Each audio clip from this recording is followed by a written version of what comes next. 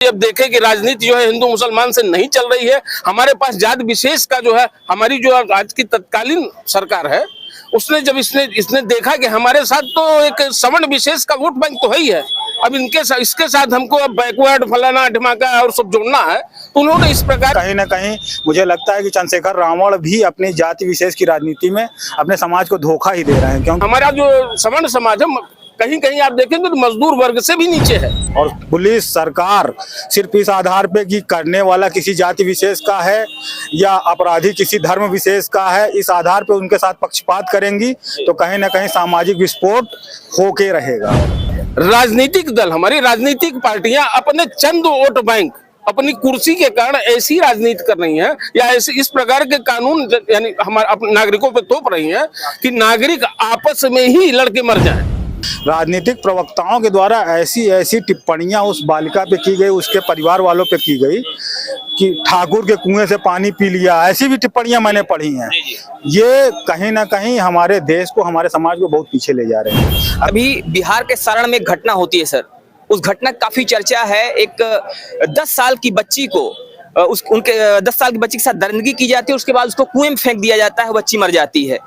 और सुनाई ये भी पड़ रहा है, लोगों का आरोप ये भी है, उसके घर वालों का आरोप है कि पुलिस मामले में लीपापोती करने का काम कर रही है। क्या लगता है आपको, क्या उसको न्याय मिल पाएगा?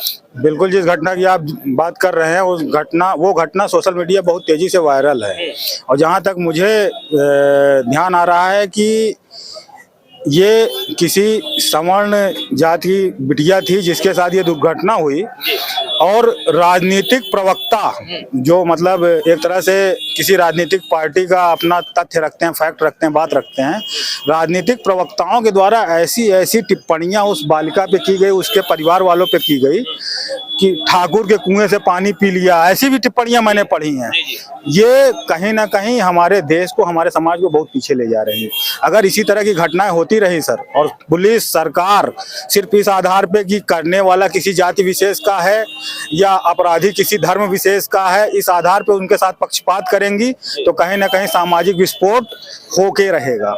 तो ऐसी टिप्पणियां की गई जो कि वास्तव में शर्मनाक है। और आपको बता दें कि ये टिप्पणियां जो की गई थी कि ठाकुर के कुएं से 5 लोगों ने पानी पी लिया, ये टिप्पणियां किसी और ने नहीं बल्कि एक महिला ने किया, महिला प्रवक्ता ने ही की। और जब ऐसी टिप्पणियां की जाती हैं तो कहीं ना कहीं ये टिप्पणियां न सिर्फ एक समाज का अपमान करती हैं बल्कि उस वर्ग का भी अपमान करती हैं जिस वर्ग से वो महिला खुद आती है, अर्थात महिला ही महिला का अपमान कर रही है और ऐसी टिप्पणियां कर रही है जो कि वास्तव में बहुत ही शर्मनाक है, बहुत घिनौनी है। क्या कहेंगे सर इस बात पर? और जिस तरह से राजनीतिकरण किया जा रहा है, अपराध का भी राजनीतिकरण हो रहा है, तो क्या कुछ देखा जा सकता है आने वाले भविष्य में? यह हकीकत बहुत ही निंदनीय है। और जिस परिदृश्य में अगर हमको देखना चाहिए तो उस परिदृश्य का यूजीसी का भी बहुत बड़ा योगदान है। प्रथम यूजीसी, दूसरा किसी जाति विशेष को विशेष एक्ट में लाकर यह बताते हुए कि हमारा हजारों साल पहले शोषण हुआ है, हजारों साल का यानी पुराना शोषण आज परिदृश्य हो रहा है हमारी राजनीतिक पार्टियों की वजह से। शोषण हुआ नहीं हुआ, करने वाले और जिनके ऊपर हुआ ना आज वो मौजूद है और ना ही समाज में इस प्रकार की सोच रह गई है। लेकिन फिर भी राजनीतिक दल, हमारी राजनीतिक पार्टियां अपने चंद वोट बैंक, अपनी कुर्सी के कारण ऐसी राजनीति कर रही हैं या ऐसे इस प्रकार के कानून यानी हमारे अपने नागरिकों पे थोप रही हैं कि नागरिक आपस में ही लड़के मर जाएं।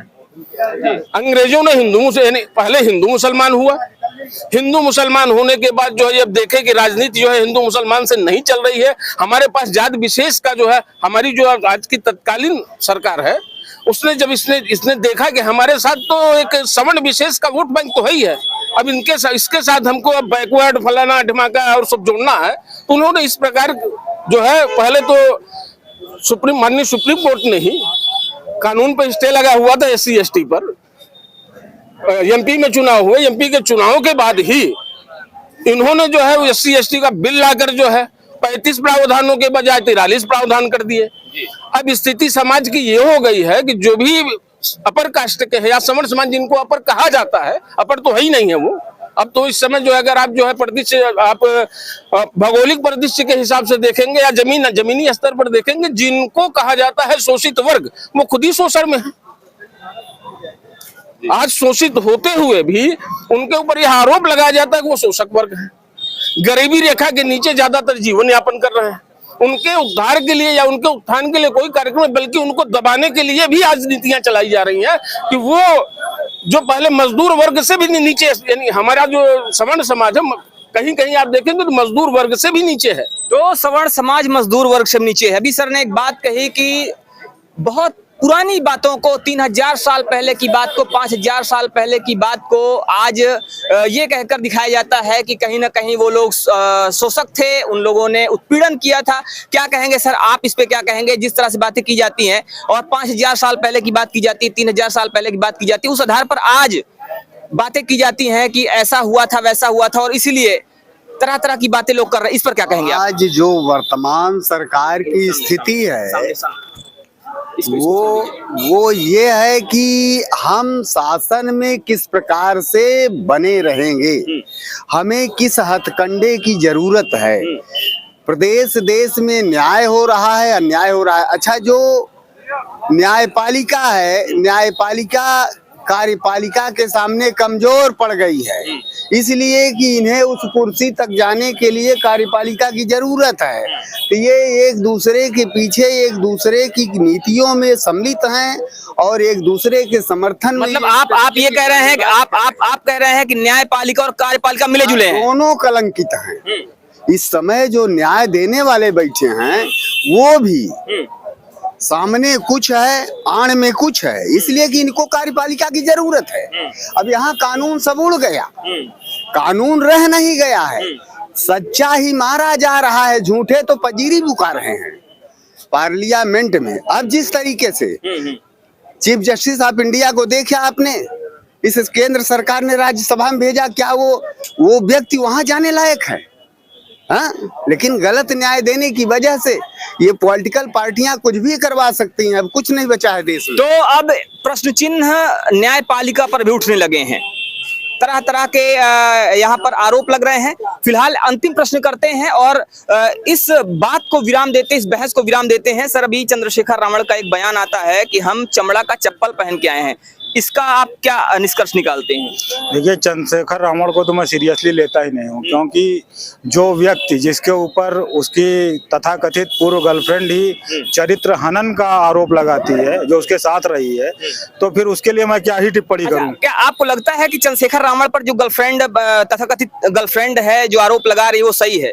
अगर बिल्कुल आरोप सही नहीं होते तो जिस तरह से रावण राजनीति करते हैं उस हिसाब से वो कहीं ना कहीं उसको न्यायालय में घसीटते, उसके खिलाफ कानूनी कार्यवाही करते, लेकिन वो उसके किसी भी बयान का कोई जवाब नहीं देते हैं और वो खुलेआम बताती है कि इनका क्या चरित्र है। अच्छा, कहीं ना कहीं मुझे लगता है कि चंद्रशेखर रावण भी अपनी जाति विशेष की राजनीति में अपने समाज को धोखा ही दे रहे हैं, क्योंकि अगर आप उनकी जो व्यक्तिगत कार्यशैली है, अभी अपने ही शहर में, अपने शहर से कुछ किलोमीटर भूरपुर के आसपास उनका कार्यक्रम लगा था, आपको याद होगा, कोई ऐसे ही मुद्दा था जिसमें वो कहे थे कि हम आएंगे और हजारों की संख्या में युवा बेरोजगार युवा और एक तरह से कह लीजिए अशिक्षित बेरोजगार युवा उनको देखने के लिए आए। अंत में वो भाग गए वहां से छोड़ के, और पुलिस वालों ने इतना लाठीचार्ज किया, लोगों का वीडियोग्राफी के आधार पे चेहरा पहचान के मुकदमा तक करवा दिया। ना चंद्रशेखर आए, ना कोई रावण आया। ठीक, इस तरह की राजनीति अगर कोई अपने समाज के लिए करता है तो इसका मतलब कि अपने समाज को कहीं ना कहीं सिर्फ बरगला रहा है। तो कहा यह जा रहा है कि चंद्रशेखर रावण अपने ही समाज को बरगला रहे हैं, वो अपने समाज को धोखा दे रहे हैं, क्योंकि जब युवा फंस गए थे तो चंद्रशेखर रावण ने उनको पहचानने से इनकार कर दिया था, उन्होंने मना कर दिया था। इस तरह से यूजीसी को लेकर सभी अलग अलग लोगों के अपने अलग अलग मत हैं। फिलहाल कल क्या फैसला आता है ये देखने वाली बात होगी। और इस पर आप जी, जैसे अभी भैया बता रहे थे कि 3000 साल पुराना शोषण है जिसके आधार पे आरक्षण दिया जाता है। मेरा ये मानना है कि संविधान लागू होने से पहले देश में क्या स्थिति थी वो एक अलग बात है।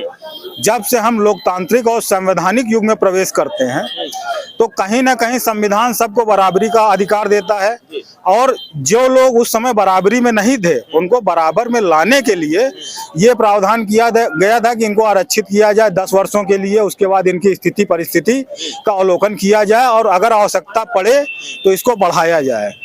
आज आजादी को 70 साल से ज्यादा हो गए, संविधान लागू हुए उससे ज्यादा समय हो गया। आप कह रहे हैं आजादी को 70 साल हो गया, संविधान लागू हो गया, लागू होने को 70 साल हो गया और 10 साल के लिए आरक्षण लागू किया गया था।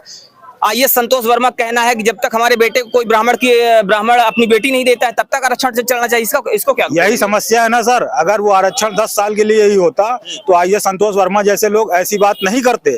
अगर कार्यपालिका और जो जिस संविधान की दुहाई देते हैं लोग, उस संविधान के प्रावधानों के अनुसार इन लोगों को शिक्षित किया गया होता तो आज एक शिक्षित की तरह बात करते। ऐसी बातें अनाप शनाप जो बातें कह देते हैं, जैसे अभी आपने आइए संतोष वर्मा की बात की, या ऐसे बहुत से लोग आप देखेंगे SC ST, मतलब हम लोग तो यहाँ देखते ही हैं। कई बार न्यायपालिका ये कहती है कि हमारे हाथ बंधे हुए, हम इसमें क्या करें, हमको पता है ये गलत है लेकिन हम इसमें कुछ नहीं कर सकते। जैसे भैया बता रहे थे कि जब ये कानून लाया गया था तो माननीय सर्वोच्च न्यायालय ने इस कानून में, इस एक्ट में संशोधन के लिए स्टे भी कर दिया था कि इसमें कुछ प्रावधान है जिनको संशोधित करना चाहिए। तो कार्यपालिका ने क्या किया कि संसद में विशेष उसमें सत्र में लाके पूरा कानून ही सुप्रीम कोर्ट के फैसले को ही पलट दिया। और कहीं ना कहीं राजनीतिक दल अपने आप को सत्ता में रखने के लिए इस तरह की कार्रवाई करते हैं। तो राजनीतिक दल अपने आप को सत्ता में रखने के लिए ऐसी कार्रवाई करते हैं। बात है 2018 की, जब मोदी सरकार ने सुप्रीम कोर्ट के फैसले को पलट दिया था। फिलहाल अब 19 मार्च को क्या कुछ निकलकर सामने आता है ये देखने वाली बात होगी, लेकिन इस पर आपका क्या कहना है आप भी जरूर बताइएगा। बने रहिए हमारे साथ खबरों का अपडेट के लिए। जय हिंद।